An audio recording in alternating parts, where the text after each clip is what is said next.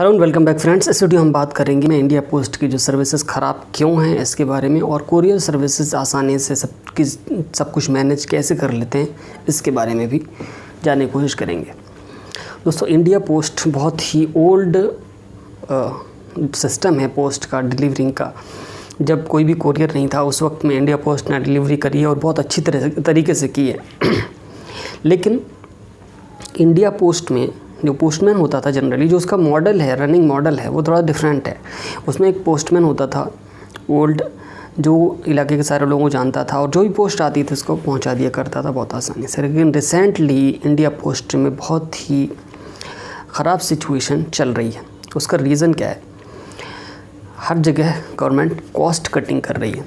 तो India post में भी, जैसे इंडिया पोस्ट ने कोरियर सर्विसेज को इमिटेट करते हुए, उनकी कॉपी करते हुए, उनकी नकल उतारते हुए डिलीवरी एजेंट्स को हायर किया हुआ है, जो पुराने पोस्टमैन जो रिटायर हो चुके हैं उनकी जगह नई भर्ती नहीं करके जो 6-7 हज़ार रुपये पे डिलीवरी एजेंट्स को हायर किया हुआ है।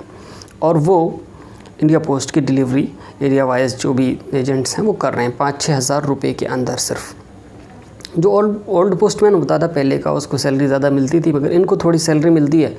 और यहाँ पर जो टेक्नोलॉजी है वो बिल्कुल भी यूज़ इंडिया पोस्ट नहीं कर रहा है। इंडिया पोस्ट ने टेक्नोलॉजी के साथ में, वक्त के साथ में अपने आप को नहीं बदला। जिस तरह से BSNL ने देखा अपने वक्त के साथ वो नहीं बदला, आज उसके पास 4G तक नहीं है।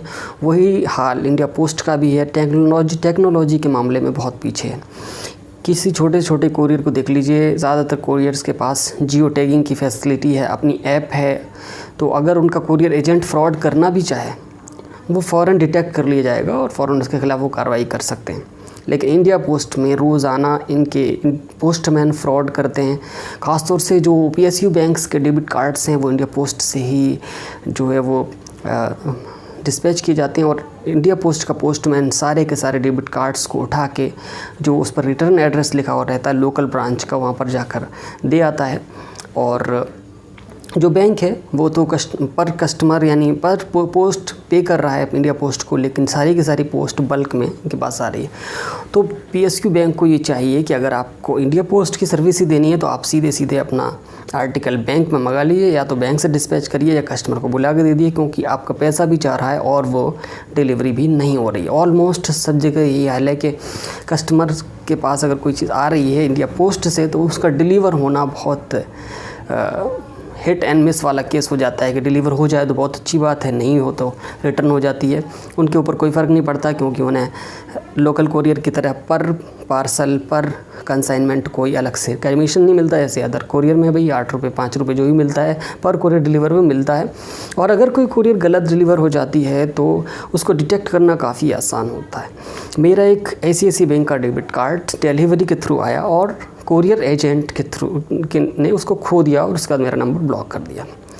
मैंने मेल किया हायर ऑफिशियल्स को, और उसके बाद में क्या हुआ आपको जानकर बहुत हैरानी होगी।